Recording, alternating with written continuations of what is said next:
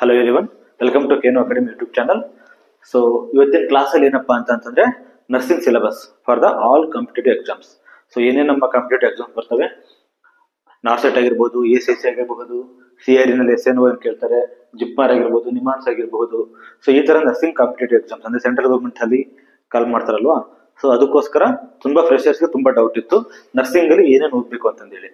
So ಅದಕ್ಕೋಸ್ಕರ just brief ಆಗಿ ಒಂದು ಜಸ್ಟ್ ಶಾರ್ಟ್ ವಿಡಿಯೋದಲ್ಲಿ ಹೇಳ್ತಾ ಇದೀನಿ, ಸಿಂಪಲ್ ಆಗಿ ಏನೇನು ಓದ್ಬೇಕು, ಏನೇನು ಸಬ್ಜೆಕ್ಟ್ಸ್ ಕವರ್ ಆಗುತ್ತೆ ನಮ್ಮ ಇದರಲ್ಲಿ ಅಂತೇಳಿ. ಸೊ ಇನ್ನೊಂದೇನಪ್ಪಾ ಅಂತಂತಂದ್ರೆ ನೀವು ಕಂಟೆಂಟ್ ಅನ್ನು ಜಾಸ್ತಿ ಮಾಡ್ಕೊಳಕ್ ಹೋಗ್ಬೇಡಿ.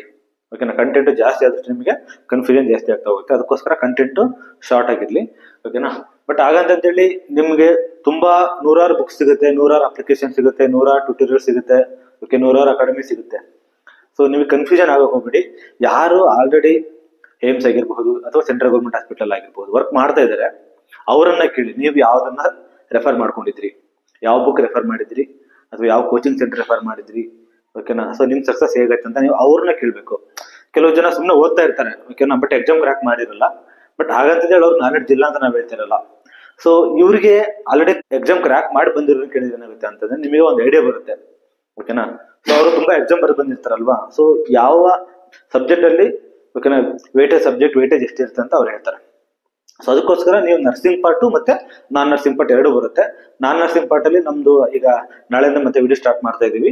ಓಕೆನಾ, ಸೊ ನಿಮ್ಗೆಲ್ಲ ಕಂಪ್ಲೀಟ್ ಆಗಿ ನಾವೇನ್ ಹೇಳಿದೀವಿ RRB ಕೋರ್ಸ್ ಮುಗಿಸೋದ್ರೊಳಗಡೆನೆ ಓಕೆನಾ ಕಂಪ್ಲೀಟ್ ಆಗಿ ಎಲ್ಲ ನಾನ್ ನರ್ಸಿಂಗ್ ಪಾರ್ಟ್ 30 ಮಾರ್ಕ್ಸ್ ಏನಿದೆ ಅದನ್ನ ಕವರ್ ಮಾಡ್ಕೊಡ್ತೀವಿ ಅಂತ ಹೇಳಿ. ಸೊ 30 ಮಾರ್ಕ್ಸ್ ಅನ್ನು ನಾವು ಕವರ್ ಮಾಡಿಕೊಡ್ತೀವಿ. ಬಟ್ ಅದಕ್ಕಿಂತ ಮುಂಚೆ ನರ್ಸಿಂಗ್ ಪಾರ್ಟ್ ಇಲ್ಲ ಅಂದ್ರೆ ಯಾರ್ಯಾರು ಕೋಚಿಂಗ್ ಹೋಗಕ್ ಆಗ್ತಾ ಇಲ್ಲ, ಓಕೆನಾ, ಸೊ ನಾನು ಮನೇಲೆ ಕುತ್ಕೊಂಡು ಓದ್ಕೊಂತೀನಿ ಅಂತಂದ್ರೆ ಸೊ ನೀವು ಏನೇನು ಓದ್ಬೋದು ಅಂತ ನಾನು ಹೇಳ್ತಾ ಹೋಗ್ತೀನಿ ಅಷ್ಟೇ. ಇವತ್ತಿನ ಕ್ಲಾಸ್ ಅಲ್ಲಿ ಏನಪ್ಪಾ ಅಂತಂದ್ರೆ ನಾನು ಇದನ್ನ ಒಂದು ಬುಕ್ ನೋಡ್ಬಿಟ್ಟು ರೆಫರ್ ಮಾಡಿದ್ದೀನಿ.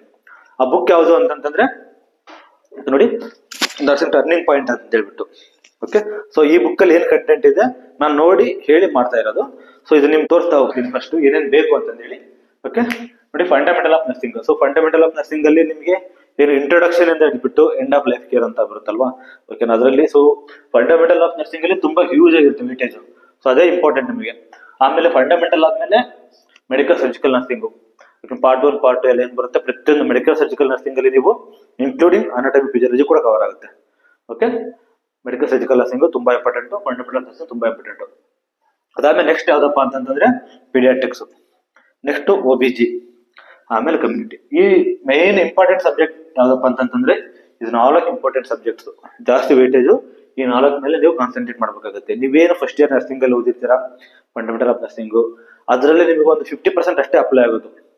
ಇನ್ನು ಬಾಕಿ ಉಳಿದಿದ್ದೆಲ್ಲ ಏನ್ ಅಪ್ಲೈ ಆಗುತ್ತಪ್ಪ ಅಂತಂದ್ರೆ ಎಲ್ಲ ಪ್ರಾಕ್ಟಿಕಲ್ ಬೇಸ್, ಅಂದ್ರೆ ಕ್ಲಿನಿಕಲ್ ಬೇಸ್ಡ್ ಕ್ವಶನ್ಸ್. ಓಕೆನಾ, ನೀವು ಕ್ಲಿನಿಕಲ್ಸ್ ಅಲ್ಲಿ ಏನು ವರ್ಕ್ ಮಾಡಿರ್ತೀರಾ ಓಕೆನಾ, based on that only deal of the questions. So ನೀವೇನಪ್ಪಾ ಅಂತಂದ್ರೆ ಇದ್ರ ಮೇಲೆ ನೀವು ಜಾಸ್ತಿ ಓದ್ಕೊಡ್ಬೇಕಾಗುತ್ತೆ, ಕ್ಲಿನಿಕಲ್ ಬೇಸ್ಡ್. ಅದಾದ್ಮೇಲೆ ಕಮ್ಯುನಿಟಿ ಹೆಲ್ತ್ ನರ್ಸಿಂಗ್ ಸ್ವಲ್ಪ ಕ್ವಶನ್, ಒಂದು 4 ರಿಂದ 5 ಕ್ವಶನ್ಸ್ ಇರುತ್ತೆ ಅಷ್ಟೇ. ಓಕೆನಾ, ನ್ಯೂಟ್ರಿಷನ್, ಬಯೋಕೆಮಿಸ್ಟ್ರಿ ಮತ್ತೆ ಸೈಕಾಲಜಿ ಇವೆಲ್ಲ ಜಸ್ಟ್ ಒಂದು 2 ರಿಂದ 3 ಕ್ವಶನ್ಸ್ ಅಷ್ಟೇ, ಜಾಸ್ತಿ ಕವರ್ ಮಾಡಲ್ಲ. ಅದ್ರಲ್ಲಿ ಸೈಕಿಯಾಟ್ರಲ್ಲಿ ಸಮ್ಟೈಮ್ಸ್ 10 ಕ್ವಶನ್ಸ್ ಕೇಳ್ತಾರೆ.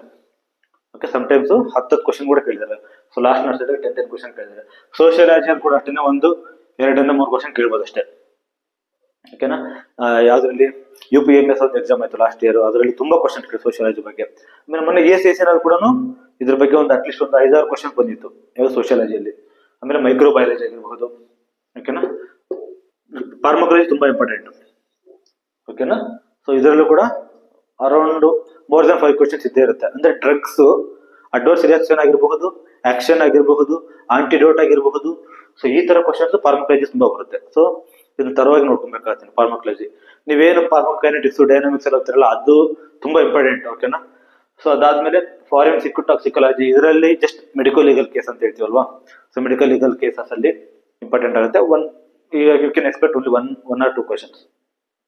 ಆಮೇಲೆ nursing education, research, statistics, management ಮತ್ತೆ ಅಡ್ಮಿನಿಸ್ಟ್ರೇಷನ್ ಇದು ಈಗ ಫುಲ್ ಟ್ರೆಂಡ್ ಅಲ್ಲಿ ಇರ್ತಕ್ಕಂಥದ್ದು. ಇದು ಲಾಸ್ಟಿಗೆ ಇದೆ ಅಂದ್ರೆ ನೀವು ಲಾಸ್ಟಿಗೆ ನೋಡ್ಕೊಂಡು ಮಾಡಕ್ ಹೋಗ್ಬೇಡಿ, ತುಂಬಾ ಟ್ರೆಂಡ್ ಅಲ್ಲಿ ಇದೆ ಇದು ಸಬ್ಜೆಕ್ಟ್ಸ್.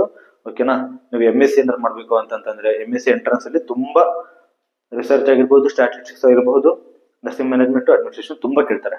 ಆಮೇಲೆ ಮತ್ತೆ ನೆಕ್ಸ್ಟ್ PhD ಹೋಗ್ಬೇಕಂತ ಕೂಡ ಸೇಮ್ ಇದೆ ಕ್ವಶನ್ಸ್. ಆಮೇಲೆ ನೀವೇನು ತುಂಬಾ ಜನ ಕೇಳ್ತಾ ಇದ್ರಿ ನಾನು ಟೀಚಿಂಗ್ ಸೈಡ್ ಹೋಗ್ಬೇಕು ಅಂತಂದೇಳಿ. ಟೀಚಿಂಗ್ ಸೈಡ್ ಹೋಗ್ಬೇಕು ಅಂತಂದ್ರೆ ಸೇಮ್ ಅಲ್ಲೂ ಕೂಡ ಎಕ್ಸಾಮ್ ಇರುತ್ತೆ. ಓಕೆ, ಟ್ಯೂಟರ್ ಪೋಸ್ಟ್ಗೆ ಎಕ್ಸಾಮ್ ಇರುತ್ತೆ. ಟ್ಯೂಟರ್ ಪೋಸ್ಟ್ ಏನಪ್ಪಾ ಅಂತಂದ್ರೆ ಸೇಮ್ ನರ್ಸಿಂಗ್ ಎಜುಕೇಶನ್ ಆಗಿರ್ಬೋದು, ರಿಸರ್ಚ್ ಆಗಿರ್ಬೋದು, ಸ್ಟ್ಯಾಟಿಸ್ಟಿಕ್ಸ್ ಆಗಿರ್ಬೋದು, ಮ್ಯಾನೇಜ್ಮೆಂಟ್, ಈ ಸಬ್ಜೆಕ್ಟ್ಗಳಲ್ಲಿ ಜಾಸ್ತಿ ಕ್ವಶನ್ ಕೇಳ್ತಾರೆ. ಓಕೆನಾ. ಸೊ ಇದ್ರ ಮೇಲೆ ನೀವು ಕ್ಲಿಯರ್ ಆಗಿ ಕನ್ಸೆಪ್ಟ್ ಏನಿದೆ ಎಲ್ಲ ಕ್ಲಿಯರ್ ಮಾಡ್ಕೊಂಡ್ಬಿಡಿ. ಓಕೆನಾ. ಸೊ ಇದಿಷ್ಟು ಸಬ್ಜೆಕ್ಟ್ಸ್ ಅನ್ನ ನಾನು ಬರ್ತಿರೋದು. ಸೊ ನಾನು ಇಲ್ಲಿ ಬುಕ್ಸ್ ಅನ್ನ ಮಾರ್ಕೆಟಿಂಗ್ ಮಾಡಬೇಕು, ಬುಕ್ಸ್ ಅನ್ನ ಜಸ್ಟ್ ಪ್ರಮೋಟ್ ಮಾಡ್ಬೇಕಂತ ಏನು ಬಂದಿಲ್ಲ. ಓಕೆನಾ. ಜಸ್ಟ್ ನಾನು ತಗೊಂಡ್ಬಿಟ್ಟು ನೋಡಿ, ಓಕೆ ಇದು ಕಂಟೆಂಟ್ ಚೆನ್ನಾಗಿದೆ ಅಂತಂದೇಳಿ ಹೇಳ್ತಾ ಬಂದಿರೋದು ಅಷ್ಟೇ. ಸೊ ಇದು ಟರ್ನಿಂಗ್ ಪಾಯಿಂಟ್ ಅಂತೇಳಿ ಬುಕ್ ಇದು. ಓಕೆನಾ. ಸೊ ನರ್ಸಿಂಗ್ ಟರ್ನಿಂಗ್ ಪಾಯಿಂಟ್ ಅಂತ ಹೇಳ್ಬಿಟ್ಟು competitive nursing competitive exam guide ಅಂತ ಇದೆ. ಸೊ ಇದ್ರ ಬೆಲೆ ಎಷ್ಟಪ್ಪ ಅಂತಂದ್ರೆ 950 rupees ಇದೆ. ಹೌದು, ಓಕೆ, 950 rupees ಬೆಲೆ ಇದೆ. ಇದು ಪ್ರೈಮ್ ಪಬ್ಲಿಕೇಶನ್ ಅಂತಂದೇಳಿ ಮಾಡಿರೋದು. ಪ್ರೈಮ್ ಪಬ್ಲಿಕೇಶನ್ ಅವರು ಆಥರ್ ಬಂದ್ಬಿಟ್ಟು ML ಚೌಧರಿ ಅಂತಂದೇಳಿ ಏಮ್ಸ್ ಡೆಲ್ಲಿ ವರ್ಕ್ ಮಾಡ್ತಾರೆ ಅವರು. ಸೊ ಬುಕ್ಸ್ ಹೆಂಗಿದೆ ಅಂತಂದ್ರೆ ಫುಲ್ MCQs ವಿತ್ ರ್ಯಾಷನಲ್ ಇದೆ. ಓಕೆನಾ. ಸೊ ನಾನು ಯಾಕೆ ಈ ಬುಕ್ ಅನ್ನು ನಿಮ್ಗೆ ಸಜೆಸ್ಟ್ ಮಾಡ್ತಾ ಇದ್ದೀನಿ ಅಂತಂದ್ರೆ MCQs ಫುಲ್ ಸಬ್ಜೆಕ್ಟ್ ವೈಸ್ ಇದೆ. ಸಬ್ಜೆಕ್ಟ್ ಜೊತೆಗೆ ಏನ್ ಕೊಟ್ಟಿದ್ದಾನಪ್ಪ ಅಂತಂದ್ರೆ ರ್ಯಾಷನಲ್ ಕೂಡ ಅಕ್ಯುರೇಟ್ ಆಗಿ ಅಥೆಂಟಿಕೇಟ್ ಆಗಿದೆ. ಓಕೆನಾ. ಸೊ ಅದಕ್ಕೋಸ್ಕರ ನಿಮ್ಗೆ ಹೇಳ್ತಾ ಇರೋದು, ನೀವು MCQs ಪ್ರಾಕ್ಟೀಸ್ ಮಾಡಬೇಕು ಅಂತಂದ್ರೆ ನೀವು ಈ ಬುಕ್ ಅನ್ನ ಪರ್ಚೇಸ್ ಮಾಡ್ಬೋದು. ಓಕೆನಾ. ಯಾವ್ದೇ ತೊಂದರೆ ಪರ್ಚೇಸ್ ಮಾಡ್ಬೋದು. ನಿಮಗೆ ಈ ಬುಕ್ಸ್ ಅನ್ನ ಪರ್ಚೇಸ್ ಮಾಡೋದು ಹೇಗೆ ಅಂತೇಳಿ ನಾನು, ನೀವು ಬೇಕಾದ್ರೆ ಪ್ರೈಮ್ ಪಬ್ಲಿಕೇಶನ್ ಲಿಂಕ್ ಅಲ್ಲೂ ಕೂಡ ಹೋಗಬಹುದು, ಇಲ್ಲಾಂತಂದ್ರೆ ಅಮೆಜಾನ್ ಅಲ್ಲೂ ಸಿಗುತ್ತೆ, ಫ್ಲಿಪ್ಕಾರ್ಟ್ ಅಲ್ಲೂ ಕೂಡ ಸಿಗುತ್ತೆ. ಆ ಲಿಂಕ್ ಅನ್ನ ಡಿಸ್ಕ್ರಿಪ್ಷನ್ ಅಲ್ಲಿ ಹಾಕಿರ್ತೀನಿ, ಯು ಕ್ಯಾನ್ ಪರ್ಚೇಸ್. ಓಕೆ, ನೋಡ್ಕೊಳ್ಳಿ. ಟರ್ನಿಂಗ್ ಪಾಯಿಂಟ್ ಅಂತ ಹೇಳಿ ನರ್ಸಿಂಗ್ ಬುಕ್ ಇದು ಓನ್ಲಿ ಫಾರ್ MCQs ಪ್ರಾಕ್ಟೀಸ್ಗೆ.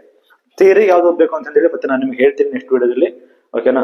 ಅಂದ್ರೆ ಅಥೆಂಟಿಕೇಟ್ ಆಗಿರ್ತಕ್ಕಂಥ ಬುಕ್ ಅನ್ನು ಮಾತ್ರ ನಾನು ನಿಮ್ಗೆ ಹೇಳ್ತಾ ಇರೋದು. ಆಮೇಲೆ ನಮಗೆ ಓದೋದಕ್ಕೆ ಈಸಿ ಆಗಿರ್ಬೇಕು. ಓಕೆನಾ, ಈಸಿ ಆಗಿರ್ಬೇಕು, ಅರ್ಥ ಆಗ್ಬೇಕು. ಸೊ ಅದಕ್ಕೋಸ್ಕರ ನಾನು ಈ ಬುಕ್ ಅನ್ನ ಹೇಳ್ತಾ ಇದ್ದೀನಿ. ಓಕೆ. ಸೊ ನಿಮಗೆ ಯಾರ್ಯಾರು ಇಂಟ್ರೆಸ್ಟ್ ಇದೆ ನಾವು ತಗೊಬಹುದು. ಓಕೆ, ನಾವಿಲ್ಲೇನು ಫೋರ್ಸ್ ಮಾಡಿ ನಿಮಗೆ ಅದೇ ಓದಿ ಇದೇ ಓದಿ ಅಂತ ಹೇಳ್ತಿಲ್ಲ. ತುಂಬಾ ಬುಕ್ಸ್ಗಳಿದಾವೆ, ತುಂಬಾ ಅಪ್ಲಿಕೇಶನ್ಸ್ ಇದಾವೆ, ತುಂಬಾ ಪ್ಲಾಟ್ಫಾರ್ಮ್ಸ್ ಇದೆ. ನರ್ಸಿಂಗ್ ನಾವು ಓದ್ಬೇಕು ಅಂತಂದ್ರೆ ತುಂಬಾ ಪ್ಲಾಟ್ಫಾರ್ಮ್ಸ್ ಇದಾವೆ. ಸೊ ನಿಮಗೆ ಯಾವುದು ಅಥೆಂಟಿಕೇಟೆಡ್ ಆಗಿರುತ್ತೆ ಅದನ್ನ ತಗೊಳ್ಳಿ. ಅಲ್ದೇನೆ ಯಾರು ಆಲ್ರೆಡಿ ಜಾಬ್ ಅಲ್ಲಿ ಇದಾರೆ, ವರ್ಕ್ ಮಾಡ್ತಿದ್ದಾರೆ, ಎಕ್ಸಾಮ್ಸ್ ಕ್ರ್ಯಾಕ್ ಮಾಡಿದ್ದಾರೆ, ಓಕೆನಾ, ಒಂದು ಎಕ್ಸಾಮ್ ಕ್ರ್ಯಾಕ್ ಮಾಡೋಗಿರೋನ್ನ ನೋಡ್ಕೊಬಿಡಿ. ಅಟ್ಲೀಸ್ಟ್ ಒಂದು 4 ರಿಂದ 5 ಎಕ್ಸಾಮ್ ಕ್ರ್ಯಾಕ್ ಮಾಡಿದ್ರಲ್ಲ ಅವ್ರನ್ನ ನೋಡಿ. ಯಾಕೆ ಅಂತಂದ್ರೆ ಅವ್ರಿಗೆ ಗೊತ್ತಿರುತ್ತೆ ಯಾವ ಎಕ್ಸಾಮ್ ಅಲ್ಲಿ ಯಾವ ಸಬ್ಜೆಕ್ಟ್ಗೆ ಎಷ್ಟು ವೇಟೇಜ್ ಕೊಡ್ತಾರೆ ಅಂತ ಅವ್ರಿಗೆ ಇರುತ್ತೆ. ಸೊ ನರ್ಸಿಂಗ್ ಸಿಲೆಬಸ್ ಏನೇನು ಯಾವ ಸಬ್ಜೆಕ್ಟ್ಸ್ ಹೋಗ್ಬೇಕಪ್ಪ ಅಂತಂದ್ರೆ ಬೇಕಾದ್ರೆ ನೀವು ಇದೊಂದು ಫೋಟೋ ತಗೊಳ್ಳಿ. ಓಕೆನಾ. ಇಷ್ಟೇ ಕೇಳೋದು, ನರ್ಸಿಂಗ್ ಅಲ್ಲಿ ಇಷ್ಟೇ ಕೇಳೋದು. ನಾನ್ ನರ್ಸಿಂಗ್ ಅಲ್ಲಿ ತುಂಬಾ ಪಾರ್ಟ್ ಬರುತ್ತೆ. ಅದೇನಂತ ಹೇಳ್ಬೇಕಂದ್ರೆ ನೆಕ್ಸ್ಟ್ ವಿಡಿಯೋದಲ್ಲಿ ಹೇಳ್ತೀವಿ. ಆಮೇಲೆ ಎಷ್ಟು ಥಿಯರಿ ಏನೇನು ಓದ್ಬೇಕು ಅಂತ ಅದನ್ನು ಹೇಳ್ತೀವಿ. Okay, thank you.